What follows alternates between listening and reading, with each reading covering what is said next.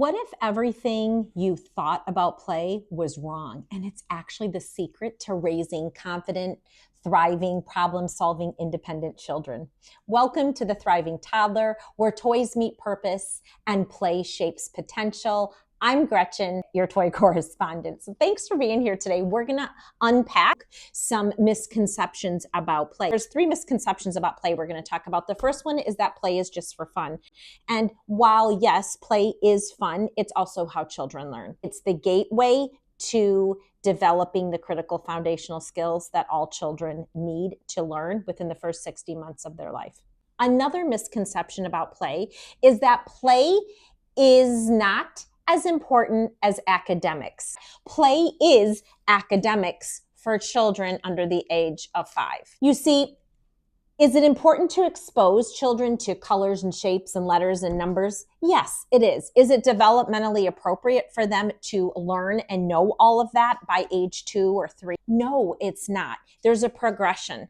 And what you start with is play. And that's where children learn the foundational skills, and then we build upon them with academics. The third misconception about play is that play is just optional. It's really one of those things that is meant to be a distraction, get our kids out of our hair, and that's just not true. When implemented correctly, children will learn to play independently, giving you the opportunity to take breaks and, put your feet up for a few minutes and not have your children need you constantly every single minute. If you've ever heard of formative years, they are referred to as the first 60 months of your child's life, because that is when the major forming of your child's brain is happening. 90% of their brain is actually being formed within the first 5 years of their life. Your children come to you as like these balls of clay. They're born, they're sponges. They're waiting to learn and absorb all of these things. It doesn't happen by osmosis. It doesn't just happen because it happens.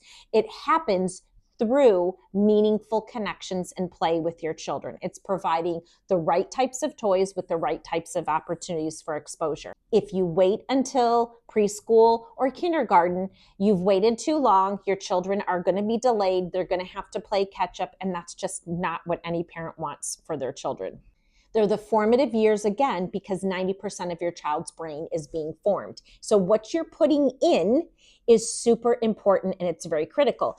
Ultimately, we want to raise humans that can function on their own in life, that aren't living with us when they're 35, that can solve problems, that can critical think, that have strong self-efficacy, that are resilient and have positive approaches to learning. That doesn't happen if we don't teach them and lay a solid foundation within the first 60 months. So the importance of play is critical. Well, what do you do? How do you do it?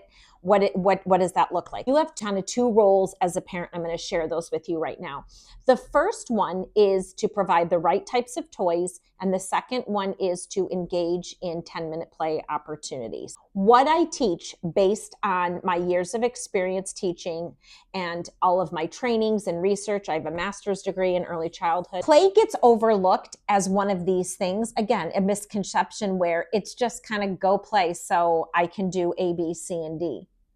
What we don't realize is that we are the ones responsible as parents for teaching and forming a strong foundation for our children, so that as they become older, academics are easier, navigating friendships, relationships, they have the capacity to do all that. Without a strong foundation, those things are going to struggle. I created a framework for you. It's called the 7 Pillars for Play. It's a free download. What it does is it outlines the 7 different types of toys that all children from birth to age 5 need exposure to. Because when you expose your children to those specific types of toys, you can be sure that they're being exposed to all of the critical skills needed for life to be a thriving human. That's what those pillars do. I've already done all the hard work and all the research and the trial and the error. These are the types of toys that children need to be exposed to those skills. Then how you do this is through 10 minutes of intentional play every single day. Now, you start with the 7 Pillars for Play framework. That's free. You can find it in the link below, or it's also on my website, gretchencamp.com. Then what you do is you take those 7 pillars, so it's 7 different types of toys. You go to your playroom and you look at all the toys you have. This would be a good time to do it when the kids are either napping or probably in bed or maybe at grandma's.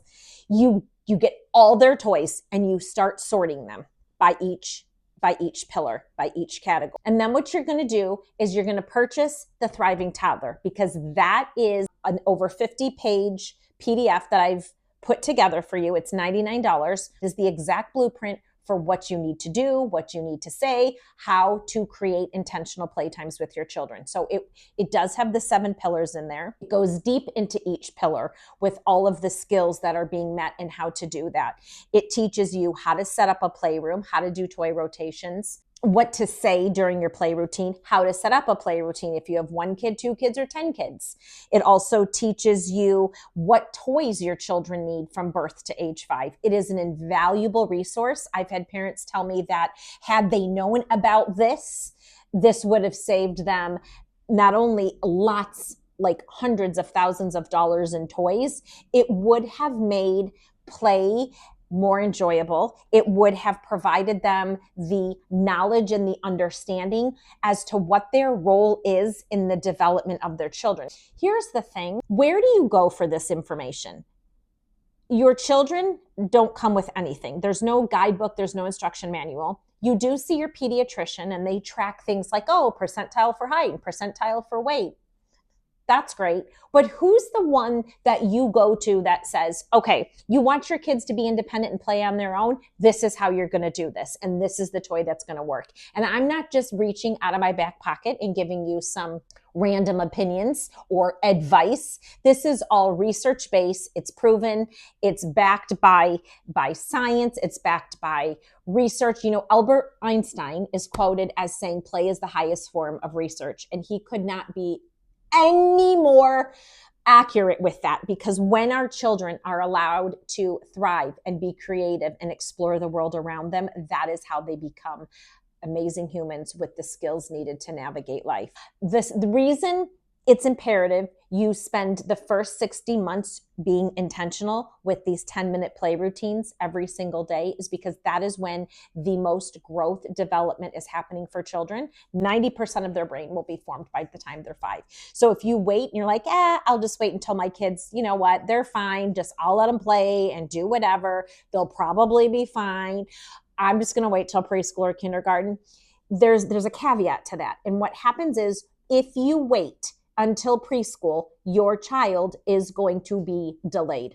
Because what happens is when they get to preschool and they get to kindergarten, that is when the academics start to happen. So everything you've done the first 5 years is being nurtured, and now academics are being piled on top of it. And if your children don't have the capacity or the skills to know how to cope or solve problems or figure things out, or they don't have a positive approach to learning, or they display learned helplessness, they're going to what?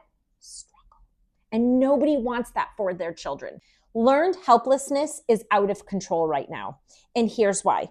There is this overwhelming sense to do things for our children. We don't want to see our kids struggle. It breaks our heart if we see them feel frustrated or cry because they can't figure something out. So what do? We step in. We think we're helping. Oh, here, you know what? Just let mommy help you. Let me just do it for you.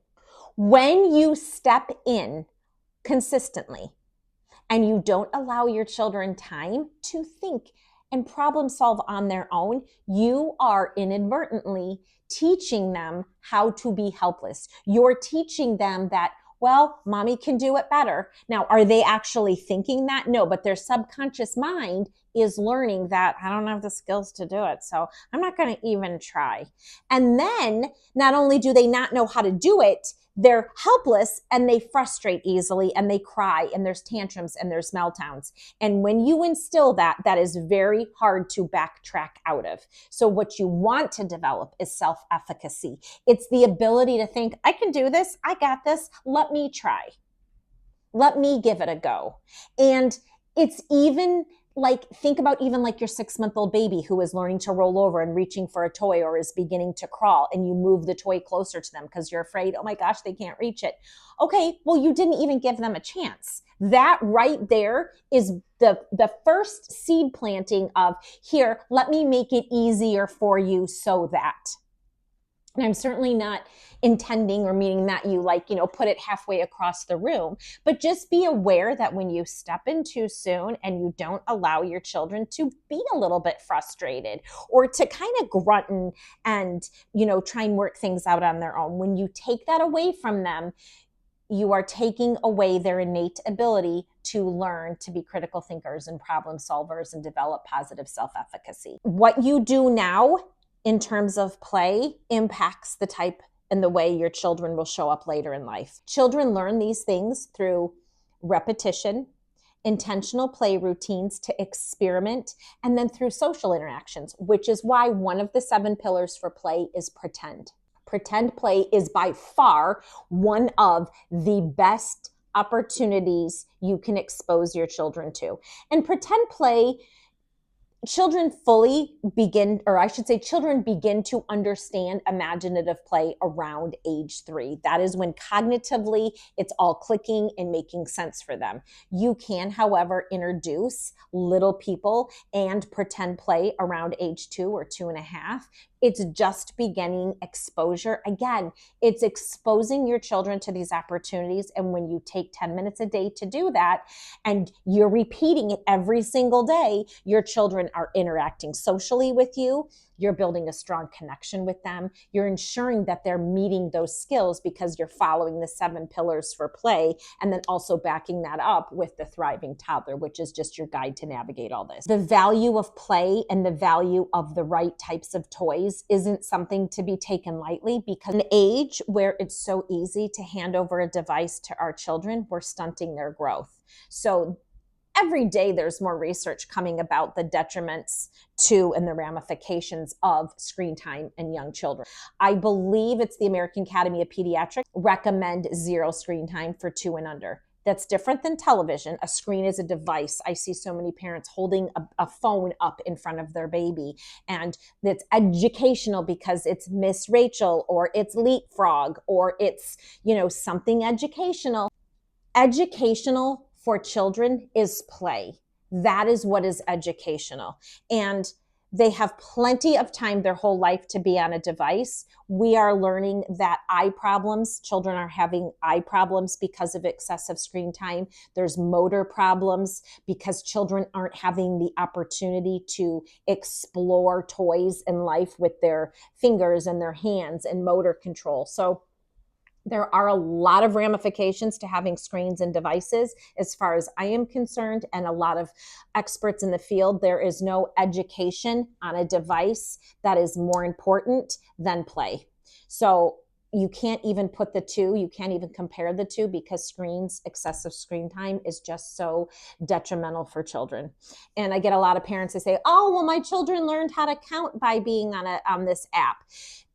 Honestly, I don't care. That's not what's important. Your children can learn to count with like this simple stacker toy right behind me, and they're going to learn far more than just counting when they're playing with that toy. Again, your role is to provide the toys and provide the opportunities. And eventually, over time, your children will learn to play independently, because you are setting those boundaries and you're teaching them how to do that. And they're feeling confident when they are playing. I have 2 resources for you. I have the free resource of the 7 pillars for play, which is linked below. And then if you want to go deeper and you want a blueprint and a guide and a roadmap, and you don't want to have to spend time researching it, then you can purchase the Thriving Toddler. It's $99. I will link that below for you as well. Please subscribe to this channel if you enjoy the content. Give it a thumbs up. You can follow me over on Instagram. You can follow me on TikTok. And then here on YouTube, I do upload shorts, but I also provide you with this type of information, which is just a little bit more in depth, a little bit more knowledge to leave you feeling empowered and the rock star parent that I know that you are. So thanks for being here. I'll see you next time.